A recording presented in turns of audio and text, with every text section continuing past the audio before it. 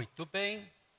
Essa série de mensagens de Filemão a gente começou na semana passada, e embora seja uma carta pequena, o menor texto que a gente tem no Novo Testamento, em toda a Bíblia, na verdade, é o menor livro que a gente tem, uma carta de 25 versículos apenas, tem muito assunto para tratar nessa carta, tem muita coisa para a gente explorar.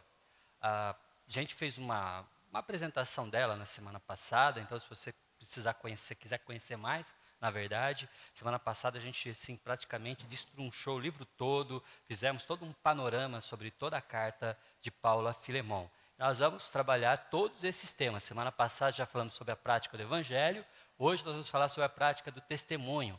Vamos falar semana que vem sobre a prática do amor, no domingo, e no primeiro domingo de abril, junto com a ceia, nós vamos falar sobre a prática do perdão.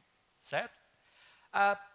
Essa carta de Filemão, justamente nessa parte do testemunho, me fez assim refletir um pouco. Me fez refletir um pouco sobre a palavra cristão. A palavra cristão. Se você pedir para qualquer pessoa definir o que significa a palavra cristão, a maioria das pessoas vão identificar a palavra cristão como um adjetivo, talvez. Será um adjetivo? Algo que adjetiva coisas? Uma música cristã, talvez. Um tipo de roupa, existem roupas, até em lojas cristãs. Roupa, moda cristã, tem modelos cristãos, tem coisas. Você pega a palavra cristã e coloca do lado de algum objeto para dizer ou dar característica a esse objeto. E aí a gente tem também a comida cristã, coisa típica cristã, bebida cristã, coisas cristãs, pessoas cristãs, homem e mulher cristão, um casamento cristão. E a grande verdade é que a palavra cristão ela não é um adjetivo. E esse é um grande engano que todo mundo comete. Ela é, na verdade, um substantivo. Cristão não é algo que nos qualifica, algo que dá qualidade a nós ou explica nossas qualidades ou as coisas. Cristão é algo que nós somos. Nós somos cristãos. E por sermos cristãos, temos atitudes coerentes com o ser cristão. E isso tem muito a ver com o que nós vamos falar hoje, porque trata-se de testemunho. E é justamente esse equívoco a respeito do que significa ser cristão que leva muita confusão acerca dos próprios cristãos. Quem não é cristão olha para os cristãos e às vezes não compreende muito bem. Como diz Nietzsche, eu creria na sua salvação se eles, os cristãos, se parecessem um pouco mais com as pessoas que foram salvas. Pessoas que entendem que o cristianismo é só um adjetivo em suas vidas, ela coloca esse adjetivo em sua vida, sou cristão. Porque eu faço isso, porque eu faço aquilo, porque eu vou na igreja, porque eu dizimo, porque eu não sou católico, então eu sou cristão. E aí fica aquela coisa de um cristão que tem um adjetivo cristão, mas não é o que ele é só o que ele parece ser. Essa pessoa vive sua vida, ela está por aí, é visível, está à frente de coisas, de empresas, de comércios, de mídias, e ela aparece sempre usando esse adjetivo cristão. E quando as pessoas olham para a sua vida, percebe que esse adjetivo é só uma coisa que ela colocou em si mesma, mas que não significa muita coisa, porque a vida prática dela não condiz com isso. E aí a gente fica com essa ideia de cristãos não parecem muito com pessoas salvas. Não é o que aparenta ser. Na mesma linha, Mahatma Gandhi vai dizer: eu gosto do seu Cristo, eu não gosto dos seus cristãos. Seus cristãos são tão diferentes do seu Cristo. Justamente por causa desse conflito. Cristão não é um adjetivo. Não é algo que nós adesivamos na nossa vida para dizer que somos cristãos. Eu tenho uma conhecida, uma amiga da época de faculdade, que ela foi para a Alemanha para trabalhar ela fazia doutorado e foi convidada para terminar o doutorado na Alemanha. E uma vez a gente estava conversando e ela contou que ela tinha um colega de trabalho que eles estavam conversando sobre igreja, essas coisas, e aí ele falou: "Ah, eu sou protestante". Aí ela falou: como?" Porque a vida dele não tinha muito a ver com o que se chama protestante, cristão. E aí ele disse: "Não, mas eu sou". Aí ela entendeu o que significava, porque ele explicou. Quando você declara lá na Alemanha que você é cristão, existe um imposto que é recolhido na fonte do seu salário que vai direto para as igrejas protestantes, porque é um país protestante. Então a pessoa todo mês tira o dinheirinho do salário dela e manda para as igrejas, com um dízimo, que já vem descontado na folha de pagamento. E aí a pessoa se declara como cristão. Não porque ela vai na igreja, não porque ela se entregou e se rendeu a Jesus Cristo e tem Jesus Cristo como o centro da sua vida e da sua história. Não, porque ela declara no imposto de renda que ela é cristã. E porque todo mês ela destina uma parte do salário dela para as igrejas protestantes do país. É um adjetivo. É só um adesivo que a gente coloca na vida. A carta que nós vamos estudar vai falar hoje sobre a prática do testemunho. E é justamente nesse momento que a gente vai trabalhar essa ideia desse substantivo que é cristão. E aqui eu preciso já destacar para vocês uma diferença muito grande do que eu interpreto como testemunho e do que às vezes é dito a respeito do testemunho aí fora. Você talvez tenha aprendido que testemunho é aquele momento sério que você estudou muito bem, você talvez tenha até escrito um roteiro, onde você se apresenta para as pessoas, você diz quem você era na sua vida, você diz tudo que você tinha de mal na sua história, e aí você diz, mas um dia eu encontrei Jesus, e então Jesus mudou a minha vida, aí você conta como é a sua vida agora. Isso é um testemunho, claro que é, mas não é apenas isso que é um testemunho. Assim como cristão não é um adjetivo, testemunho não é um texto que você preparou para usar em momentos específicos que você quer apresentar Jesus para alguém. Assim como ser cristão está encarnado em você e você é o cristão, e não apenas tem o cristianismo como algo, você vive diariamente como cristão. Você acorda como cristão, você toma café da manhã na sua casa, junto com os seus filhos, sendo cristão. Você vai para o seu trabalho sendo cristão. Você conversa com as pessoas sendo cristão. Você canta músicas sendo cristão. Você discute com pessoas sendo cristão. Da mesma forma, o seu falar, o seu agir, o seu caminhar é tudo um testemunho desse cristão que você é. Entendem a diferença? Essa carta vai nos mostrar justamente o testemunho de um homem que não necessariamente é o testemunho formal de alguém que simplesmente um dia, não simplesmente, porque isso já é bom demais, né? Entregou a sua vida a Jesus, mas em todo o aspecto da sua história e da sua vida, nós conseguimos perceber que cada ato de Filemão, cada ação é um testemunho acerca da sua fé em Cristo Jesus, acerca de quem Cristo é na sua vida e de quem é este homem que se diz então cristão, ou é reconhecido como cristão. A gente vai ler só alguns versículos hoje. Semana passada nós lemos os 25 versículos, hoje eu só vou ler os textos específicos, tá bom?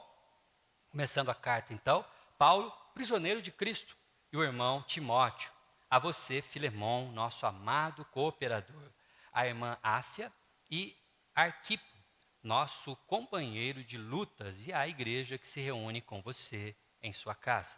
A vocês, graça e paz da parte de Deus, nosso Pai, e do Senhor Jesus Cristo. Sempre dou graças a meu Deus, lembrando-me de vocês nas minhas orações, porque ouço falar da sua fé no Senhor Jesus e do seu amor por todos os santos. Oro para que a comunhão que procede da sua fé seja eficaz no pleno conhecimento de todo o bem que temos em Cristo. Seu amor me tem dado grande alegria e consolação, porque você, irmão, tem reanimado o coração dos santos. Por isso, mesmo tendo em Cristo plena liberdade para mandar que você cumpra o seu dever, prefiro fazer um apelo com base no amor. Bem? Bom, A carta, então, a Filemão, é uma carta que foi mandada por Paulo, pedindo a ele, né, o desejo dessa carta é pedir para que Filemão perdoasse o seu escravo Onésimo. Onésimo fugiu da casa de Filemão, era um escravo, que servia na casa de Filemão. Muito provavelmente ele roubou Filemão, pegou esse dinheiro, fugiu e foi para Roma tentar se esconder no meio de uma cidade que é assim muito populosa, melhor lugar para ele se esconder. Mas nessa sua trajetória de vida, ele encontrou Paulo, conheceu Paulo. Paulo apresentou Cristo a Onésimo, Onésimo se converteu ao Senhor Jesus e muito provavelmente, como Epáfras, que é citado na carta, que tinha começado uma igreja lá em Colossos e tinha uma igreja, essa igreja se reunia na casa de Filemão, o próprio Epáfras sabia quem era Onésimo. E quando vê Onésimo conversando com Paulo, deve ter dito assim, eu conheço você, né? Não conheço de algum lugar? E Onésimo, não, da onde? Imagina, não me conhece? Aí Paulo falou, não, eu sei quem você é, eu te conheço, você é lá de Colossos, não é? E Onésimo, não, você está me confundindo com alguém, não sou eu. E aí fala, não, eu conheço. Rapaz, você é Onésimo, o escravo da casa de Filemão que fugiu e roubou ele? E aí a máscara caiu. Essa é uma probabilidade. A outra probabilidade é que o próprio Onésimo, se rendendo ao Senhor Jesus, confessa seus pecados e entre esses ele diz para Paulo, eu preciso te contar uma coisa muito triste da minha vida. Na verdade, eu sou um escravo e sou da casa de Filemão.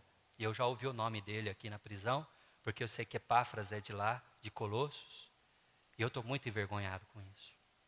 Eu fugi da casa de Filemão. Eu roubei Filemão. E eu quero consertar isso de algum jeito. Eu gosto mais da segunda hipótese. A gente não sabe qual é a verdadeira hipótese, mas já que a Bíblia não diz, eu vou me sentir no direito de escolher um jeito, tá bom? E eu prefiro achar que Onésimo logo se entregou. Paulo escreve para Filemão para pedir que Filemão perdoe Onésimo, receba-o em sua casa como um irmão e não como um escravo. O que a gente já vê aí um ato libertador, não apenas do pecado na vida de Onésimo, mas também uma liberdade do seu tempo, desse sistema escravocrata que existia no primeiro século e que um dia precisava cair. Esse sistema, ele agride o evangelho, não é o jeito certo de ter pessoas trabalhando na sua casa. Mas Paulo então escreve a carta e agora a gente tem esse primeiro momento da carta que fala a respeito do testemunho, ou o que é o testemunho de Filemão. E é sobre isso que a gente vai estudar. Primeira coisa, a gente vai perceber que o testemunho de Filemão é amplo. Sim, ele é amplo. A gente vai conseguir perceber isso lendo com detalhes essa carta. E o que significa um testemunho amplo?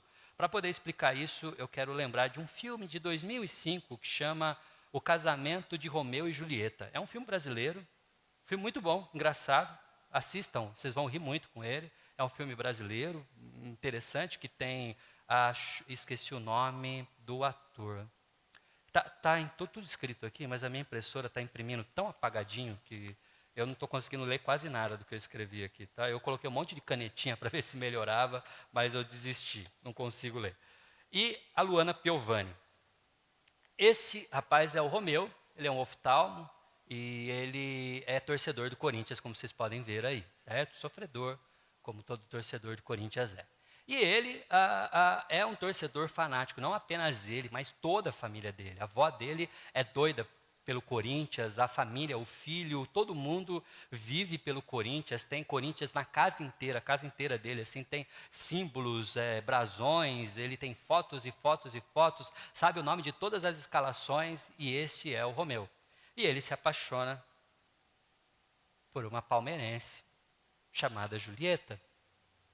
O pai dela é só um dos coordenadores do time, do clube. Ela viveu a vida toda no meio do time. O pai dela sempre trabalhou para o clube Palmeiras e ele agora se vendo apaixonado. Assim, as duas famílias são fanáticas pelos seus clubes.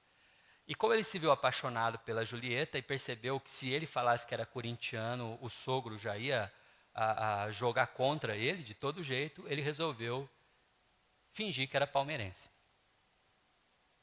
E foi para o jogo. Vários jogos. Começou a conviver na casa do sogro, fingindo que era palmeirense. Tem um ditado que diz que você consegue enganar algumas pessoas por algum tempo, mas você não consegue enganar todas as pessoas por todo o tempo. Até que chegou um dia que, assim como Onésimo, a máscara caiu.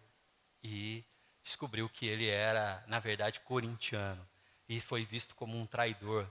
A família corintiana o chamou de traidor. A avó falou, deserdou ele. Eu não quero mais você na minha casa. O sogro também tocou ele. Eu não quero mais você, você é um traidor. E ele virou traidor para os dois lados, porque tecnicamente estava jogando nos dois times. Um testemunho amplo é um testemunho que não depende do lugar aonde eu estou. O Romeu, dependendo da casa em que ele estava, ele era corintiano. Se ele estava na casa da avó dele, ele era corintiano. Se ele estava no sogro, ele era palmeirense. Se ele estava com os amigos de faculdade, com quem ele estudou, os amigos do bairro, ele era corintiano. Mas se ele estava com os amigos do sogro, da noiva, aí ele era palmeirense. Se ele estava lá no trabalho e ele está atendendo alguém que é do círculo comum dele, ele é corintiano. Mas se de repente aparecesse alguém que a noiva dele indicou para ele ser médico, aí ele era palmeirense. Depende de onde eu estou, eu tenho um testemunho. A gente percebe que Filemão é alguém que influenciou pessoas, influenciou seus trabalhadores, influenciou a sociedade de Colosso, Epáfras, pessoas que passam por ali, e influenciou também a sua casa. A gente olha para o texto e vê que Paulo lembra de Áfia, que é a sua esposa, que junto com Filemão recebe pessoas em sua casa para que lá reúnam uma igreja. Paulo lembra de Arquipo, que é filho de Filemão, e que, sendo filho de Filemão, é pastor da igreja lá em Colosso. Filemão é alguém que testemunha de Cristo Jesus, independente do ambiente onde ele está. Pessoas à sua volta conhecem. Paulo tem o testemunho de Filemão, ele fala disso a você, Filemão. Eu ouço falar de você, eu ouço o que dizem de você, mas ele não é aquela pessoa que testemunha apenas para a igreja, para que pessoas de fora saibam que ele é. Filemão é alguém que testemunha do evangelho dentro de casa também, para que seu filho saiba quem ele é, para que a sua esposa saiba que ele é. Pessoas que não entendem que o seu testemunho é amplo, ela é um tipo de pessoa e um tipo de cristão em cada lugar que ela está. Enquanto ela está na igreja, ela é um tipo de cristão. Mas quando ela está na empresa, entre os seus colegas, funcionários, ela é outro tipo de cristão. Quando ela está em casa, à mesa, é um outro tipo de cristão ainda.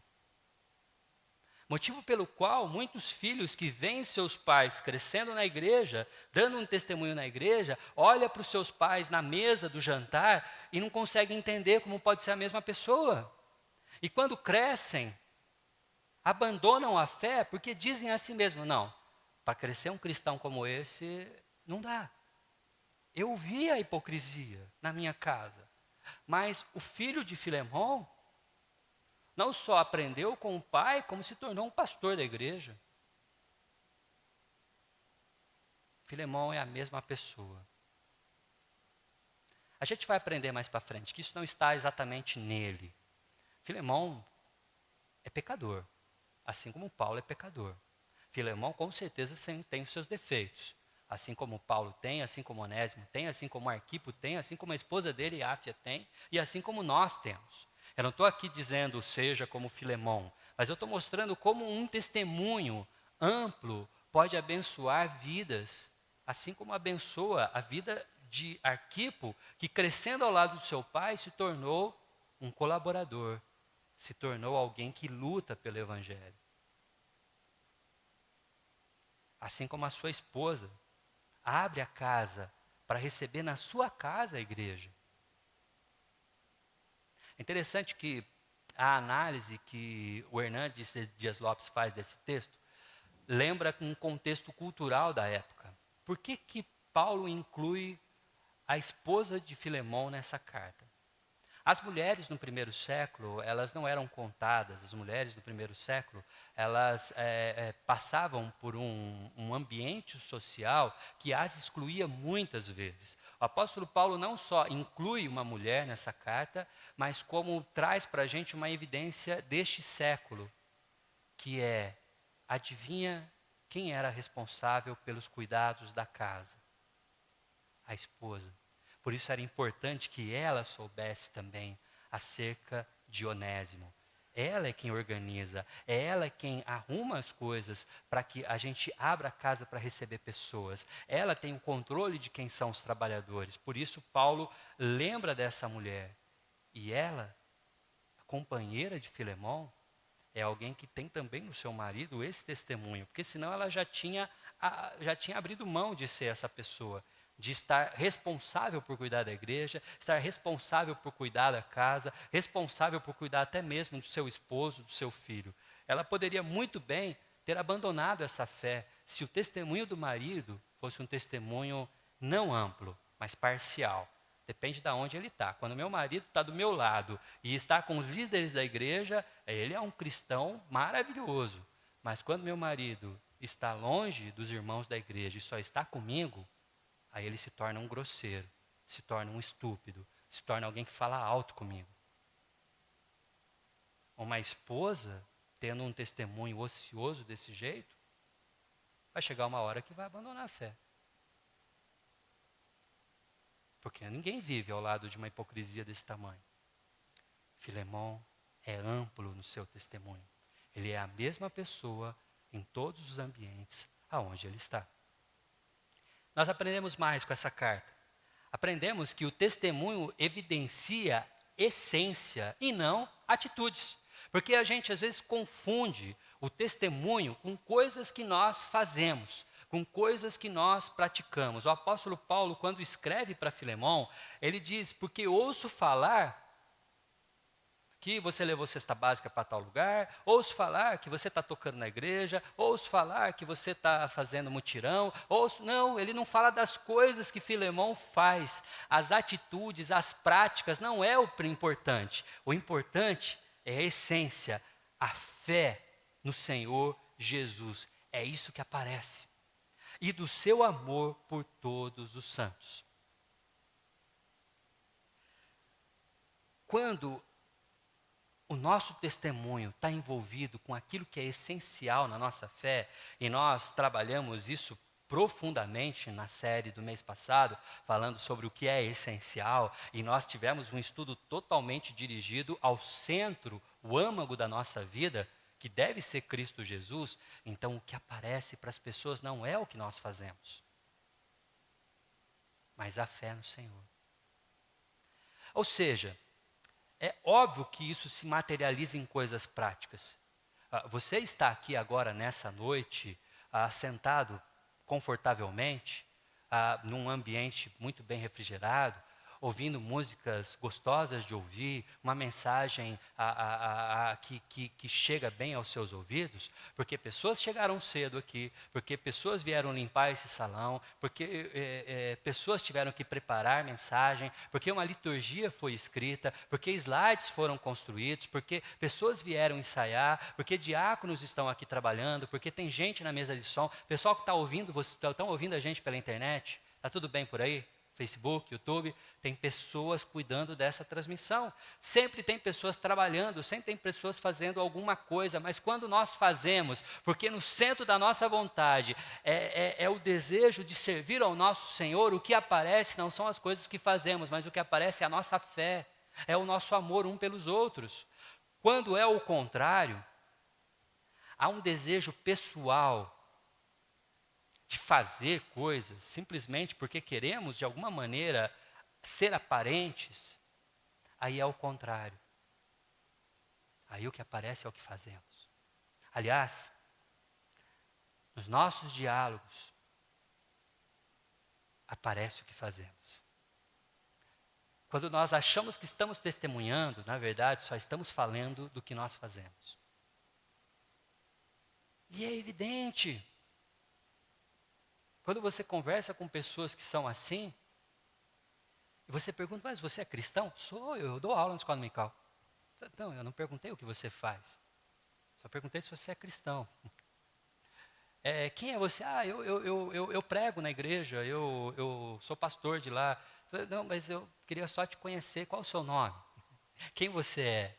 Eu não quero saber o que você faz. Mas quando há uma inversão de valores e o centro do nosso ser não está a pessoa de Jesus Cristo, aí o que fazemos se torna mais importante. Por isso, o nosso diálogo sempre parte do que fazemos. Paulo vai mostrar no testemunho de Filemão que um testemunho prático evidencia a nossa essência, em quem você crê, quem você ama. E é isso que é importante. Porque a evidência do que é essencial vai nos levar a esse terceiro tópico, que o testemunho está na fé e no amor, porque essa é a essência. A fé no Senhor Jesus e no amor, e não na vontade simplesmente pura de servir. Existe uma coisa diferente, algo que te motiva a querer fazer algo. Algo que te motiva a querer cantar, que te motiva a querer trabalhar, que te motiva a querer estar na igreja, coisas que te levam a isso. Outra verdade é quando você está tão envolvido com a fé no Senhor Jesus e no amor uns pelos outros, que não é simplesmente o desejo de servir, mas é a ação do Espírito Santo na sua vida e na sua história. São coisas diferentes. Por quê? Porque você pode estar aqui na igreja simplesmente porque é um hábito seu. Pode. Porque eu estou acostumado. Porque a vida toda eu estive aqui. Você pode estar trabalhando e tendo atitudes de serviço na igreja porque você tem um ímpeto pessoal para querer estar à frente das coisas. E necessariamente não precisa nem mesmo crer no Senhor Jesus e não precisa nem mesmo ter amor uns pelos outros. Você faz porque você gosta de fazer. E aí, como é que fica a história? Por isso o apóstolo Paulo vai dissecar essa história no versículo 6 e 7. Presta atenção. Oro para que a comunhão que procede da sua fé seja eficaz no pleno conhecimento de todo o bem que temos em Cristo. Calma que eu vou dividir isso bastante. A gente vai ver esse texto em várias partes. Seu amor me tem dado grande alegria e consolação, porque você, irmão, tem reanimado o coração dos santos. Vamos extrair isso aqui. Vamos dar uma percepção diferente disso aqui. Tá bom? Vamos lá. A gente tem aqui no texto, está aqui. Esse é o slide que eu tinha esquecido de fazer. Eu tinha anotado aqui, bem amarelão, assim, estava falando com a minha esposa. Eu falei assim, faltou fazer um slide que eu queria dividir. O versículo 6 e o versículo 7, os dois trazem uma divisão para a gente. Oro porque a comunhão que procede da sua fé seja eficaz no pleno conhecimento, e aí a gente vai tirar esse texto no pleno conhecimento que eu vou estudar no 5º ponto. Mas olha só, a comunhão que procede da sua fé. Essa é uma das coisas, a fé no Senhor Jesus traz em Filemão uma ação na sua história, na sua vida, que vem justamente dessa fé. A conclusão que eu tiro, a fé nos leva à comunhão. Crer no Senhor Jesus te leva a querer estar entre os irmãos. Talvez porque você crê no Senhor Jesus. O Fernando crê no Senhor Jesus. O João crê no Senhor Jesus. A Simone crê no Senhor Jesus. A Lúcia crê no Senhor Jesus. E todos nós cremos no mesmo Senhor Jesus. Cada um de nós cremos em Cristo Jesus e temos nele o nosso Salvador. Esse desejo e essa certeza de que Jesus é o nosso Salvador e nós cremos no mesmo Cristo Jesus nos leva a desejar e querer estar no mesmo lugar.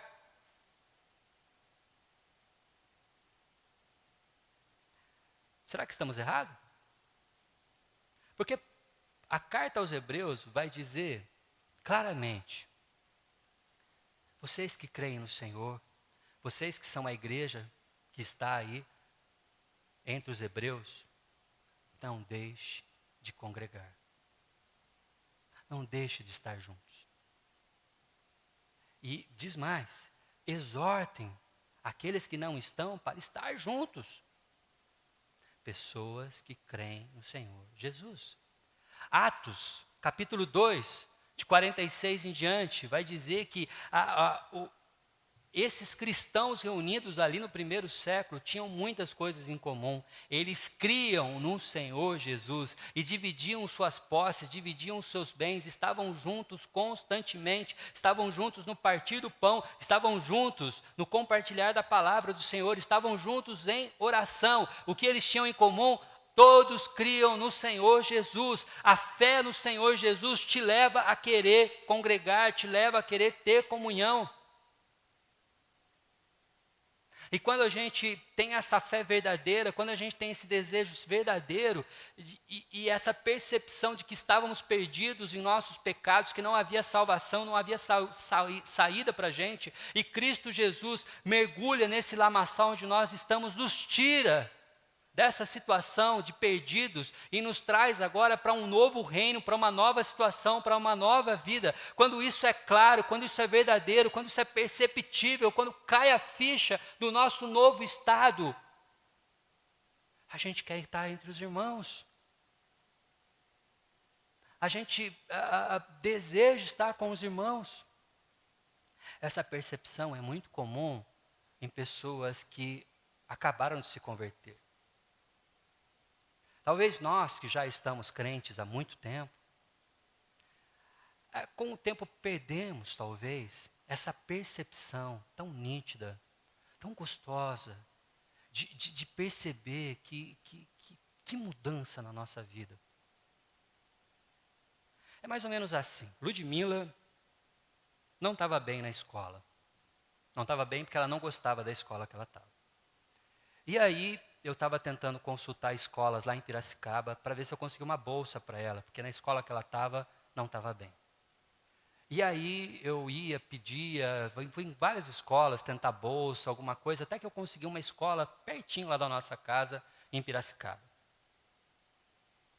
E aí conversei com a mulher lá, a dona da escola, e ela me deu uma bolsa para a Ludmila, encaixou no nosso orçamento, levei a Ludmila para conhecer a escola, ela ficou encantada. E aí ela começou a estudar numa escolinha perto de casa. Que escola boa. Todo dia era elogio. Que coisa boa. Os professores são atenciosos. A minha turma é legal. Que coisa boa. E passa um mês, passa 2 meses, passa 3 meses. E então a Ludmila encantada com a escola, mas teve um dia que eu fui buscar lá na escola que ela voltou com um bico desse tamanho. O que aconteceu? Aconteceu? Tá brava? Não está feliz? Algo com a escola? Ela estava brava, porque a sala dela estava com o ar-condicionado quebrado. A minha primeira reação foi dizer para ela, você quer voltar para a antiga escola? Lá estava melhor? Não estou dizendo isso.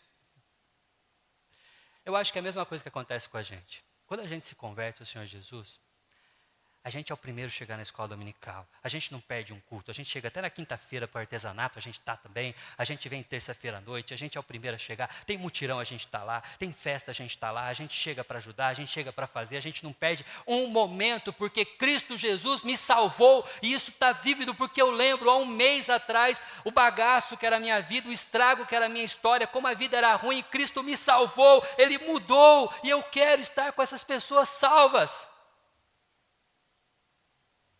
Mas o tempo passa, né? E de repente, o ar-condicionado não está funcionando direito. E de repente nos tornamos exigentes demais. Fui sentar, meu banco estava ocupado, onde já se viu. Ah não, pastor, dá muito trabalho. Estou cansado, sabe? Afinal de contas eu tenho que priorizar minha saúde, não é mesmo? Minha família. Eu concordo plenamente. Mas eu acho que a fé no Senhor Jesus ainda devia priorizar a nossa comunhão, levar-nos a priorizar a nossa comunhão. Porque a comunhão de Filemão com aqueles que se reuniam na sua casa.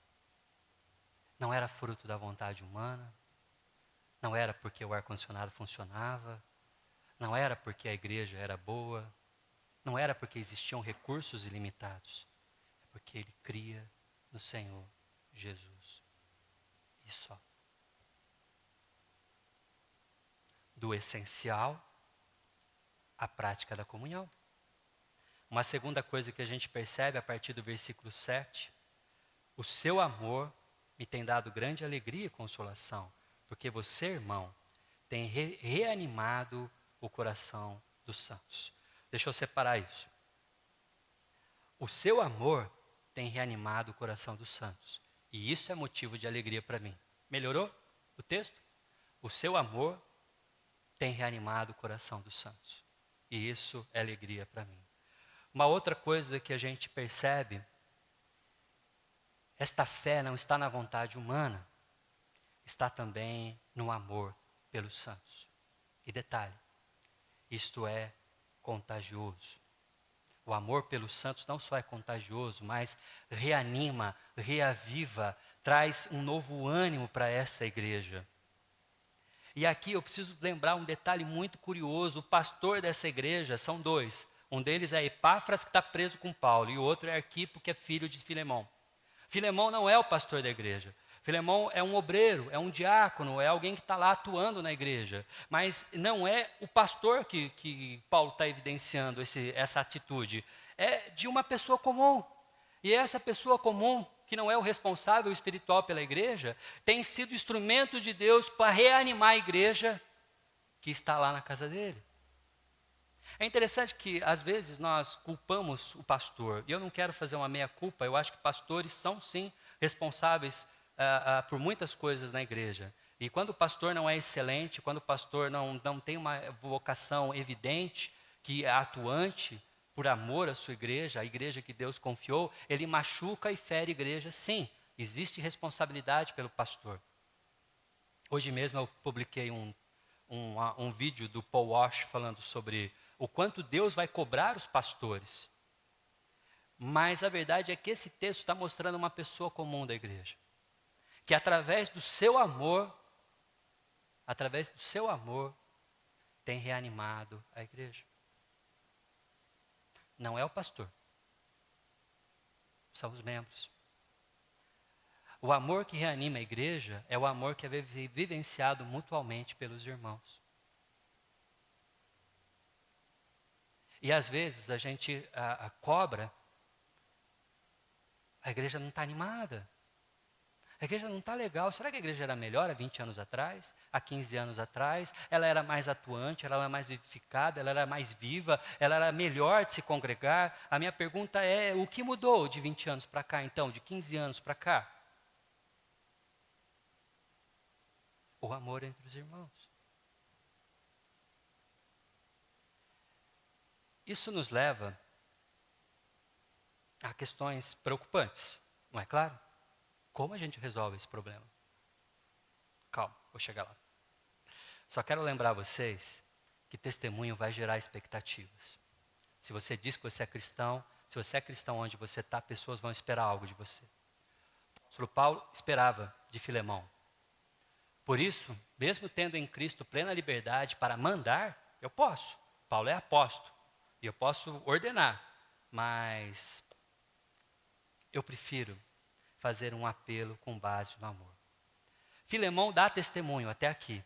E com base no testemunho que Filemão dá, o apóstolo Paulo tem plena liberdade de pedir para ele: perdoe Onésimo. Porque é isso que você tem mostrado até agora. Olha só o testemunho que você tem mostrado. E Lutero, quando fala sobre a carta a Filemão, ele vai lembrar que todos nós somos Filemãos. Todos nós temos um pedido. Perdoa os pecados deles. Nós somos onésimos também. Nós também temos na nossa vida, na nossa essência, necessidade de perdão.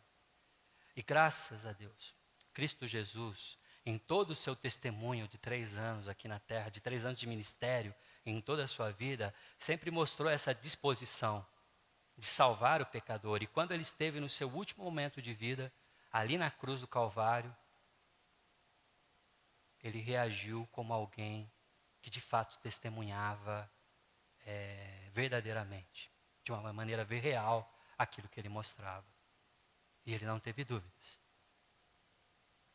Se possível, passa de mim esse cálice, mas faça-se a tua vontade.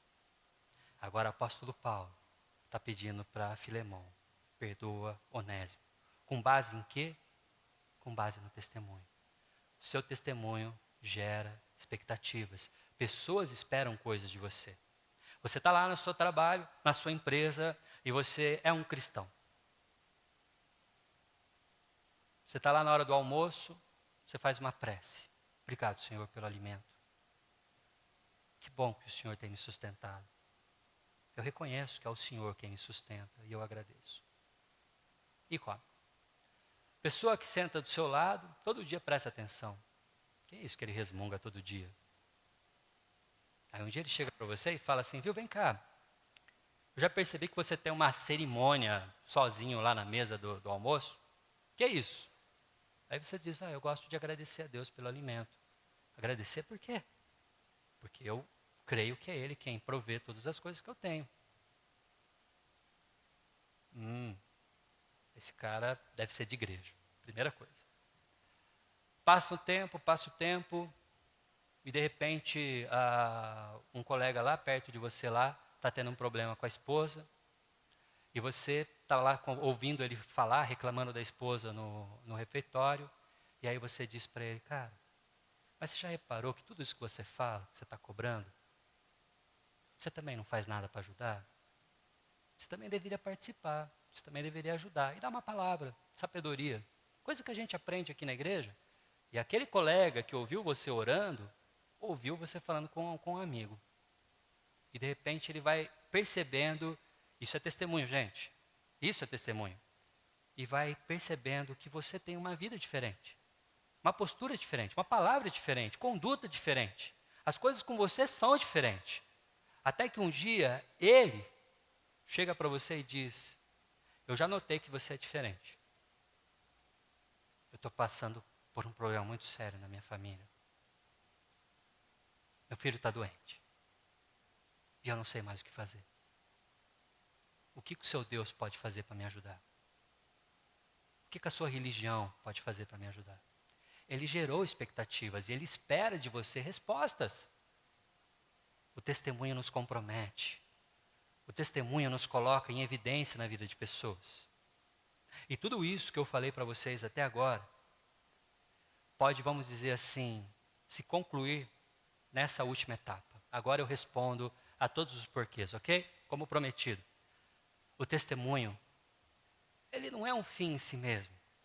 Testemunho não é algo que você faz classe de testemunho e pronto, tirei o certificado e agora eu sei o que é testemunho. Não, ele é fruto de um processo. Como eu disse, testemunho não é algo que você faz, não é algo que você aprendeu, não é um roteiro que você decorou.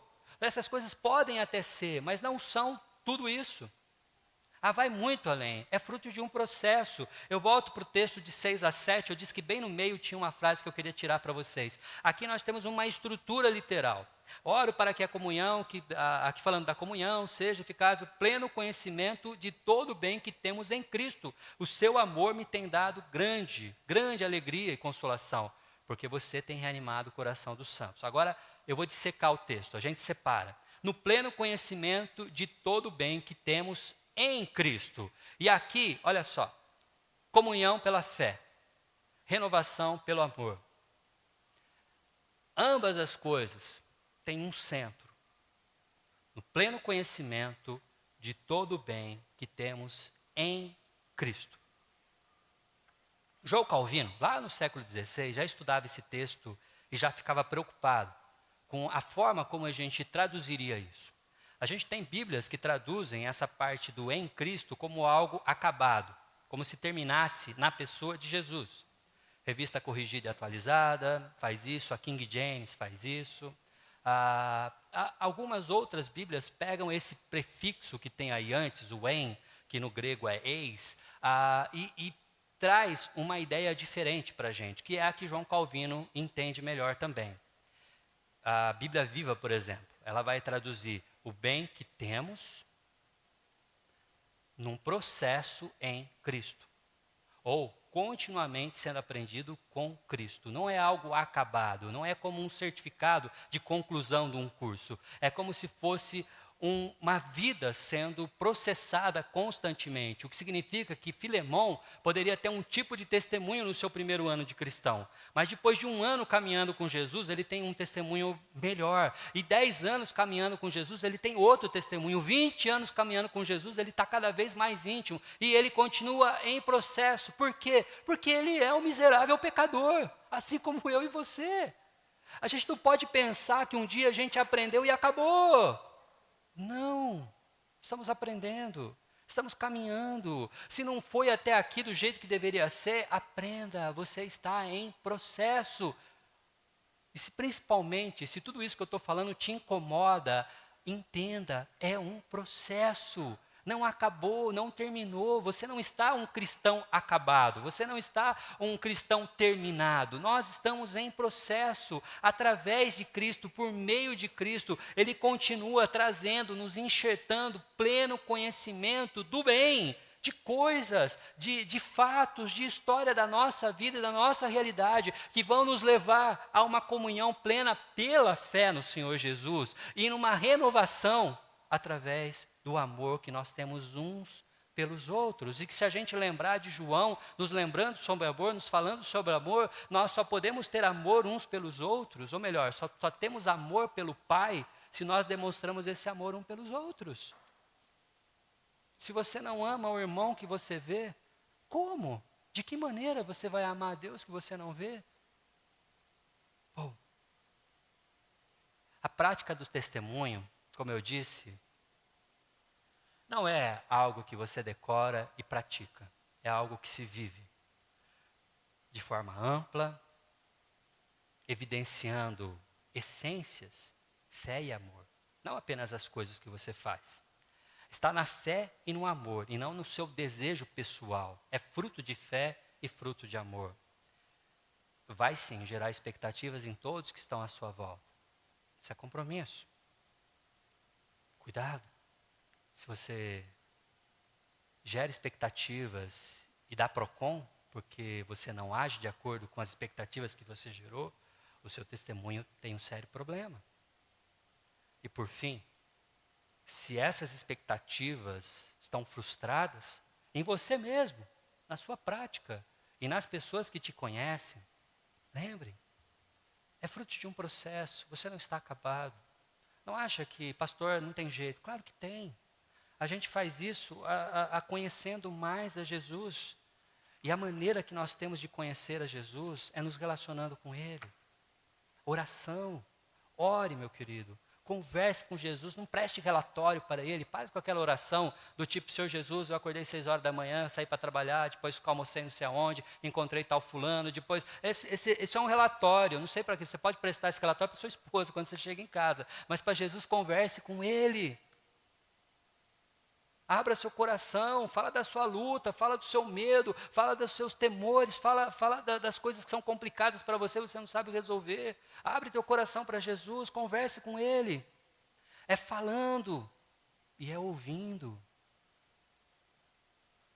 Ouvindo a sua escritura sagrada. Peça ao Espírito Santo, fale com você. Lembre do nosso estudo do Coma Este Livro, do Eugene Peterson, que a gente fez, está gravado no YouTube, está todo o estudo lá. Leia com os ouvidos, ouça o Espírito Santo falando com você.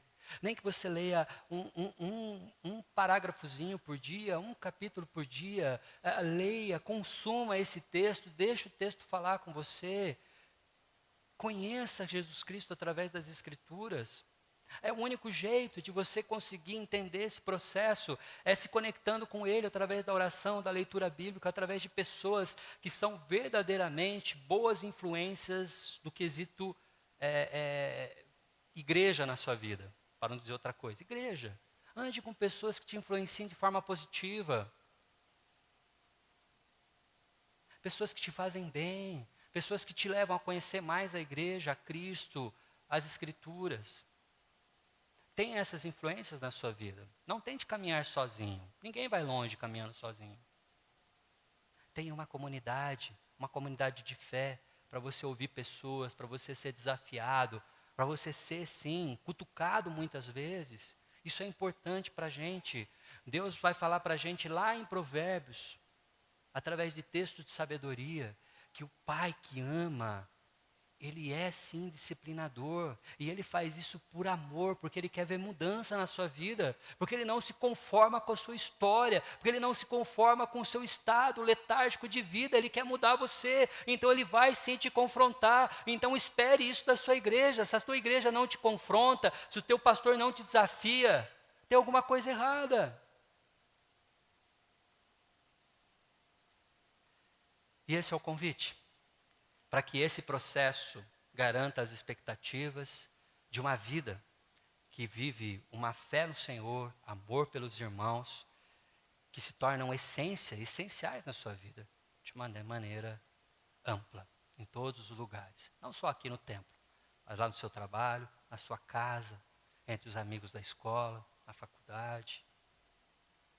Que Deus possa, de fato, fazer com que o seu testemunho mostre quem Ele é.